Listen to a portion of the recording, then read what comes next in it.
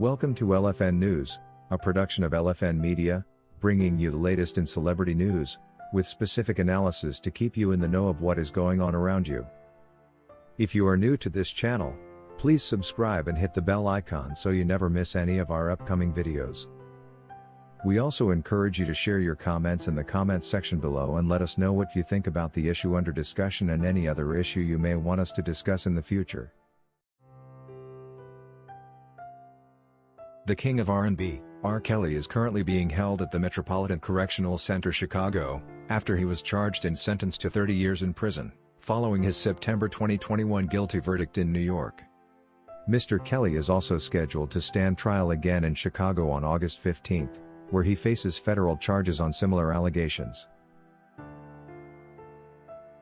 The singer has a long history of legal woes and accusations dating back to the start of his career in the 90s.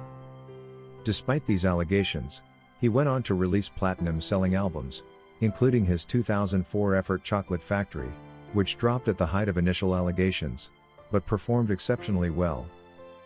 Kelly received his first Grammy nominations as early as 1995 for Album of the Year as a producer on Michael Jackson's Past, Present and Future Book 1 and Song of the Year for his own You Are Not Alone. His first three career Grammy wins came for I Believe I Can Fly in 1997.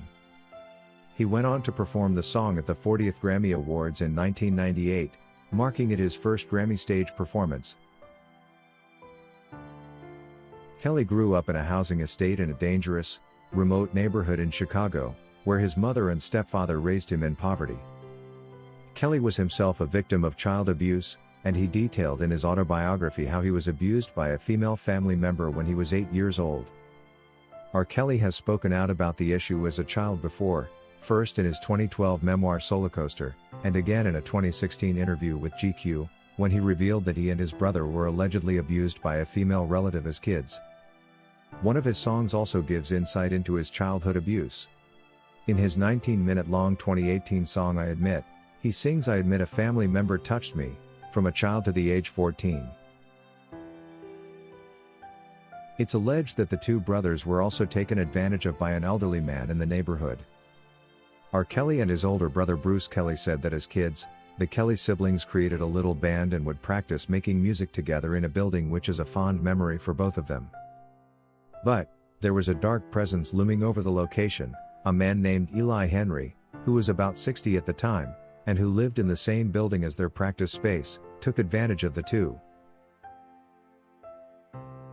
R. Kelly has three known children, Joann Kelly, 24, Jay Kelly, 22, and Robert Kelly Jr., 20, and shares all of his children with ex-wife Andrea Lee Kelly, aged 48, commonly known as Drea, whom he was married to from 1996 to 2009.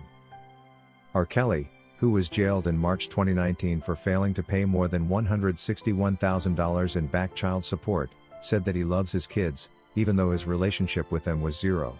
In an interview with Gayle King, Kelly blamed the bad relationship with his kids on his ex-wife Drea. What kind of woman would tear down a dad who's trying to have a relationship with their kids? You know how many kids need a relationship with their father? R. Kelly asked King tearfully, adding that his relationship with their kids is zero. But I know my kids love me, the singer added.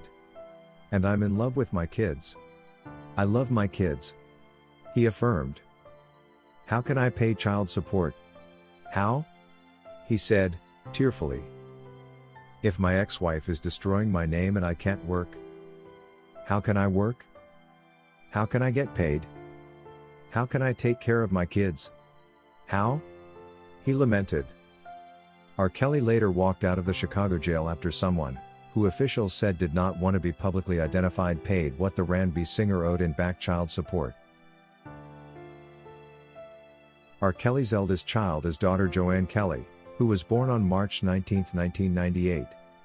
Joanne, named after R. Kelly's mother, is a singer, just like her dad. In November 2020, Joanne reportedly revealed to her fans that she had suffered a miscarriage the month prior.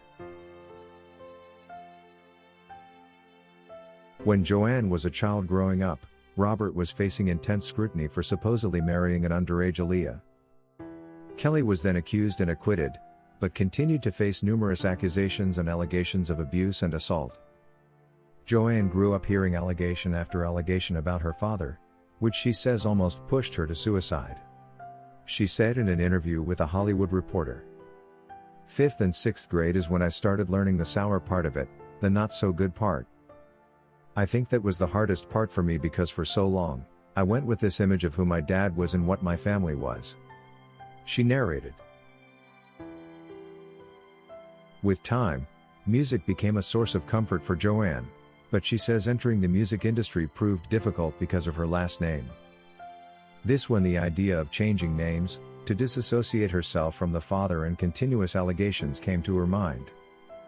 She initially went with Arai Ray as her stage name before adopting Buku Abby. Buku continued distancing herself from Robert and focused on her music career.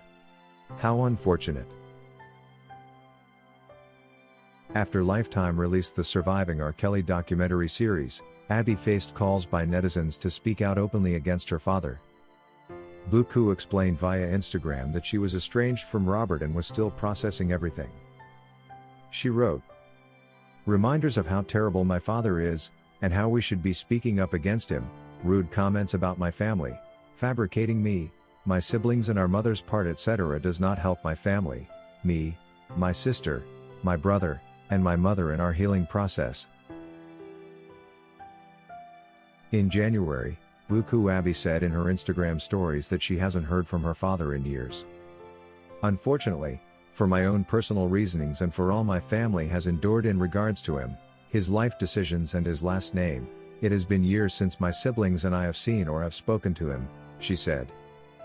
In regards to my mother, she for the same reasonings and more, has not seen or spoken to my father in years.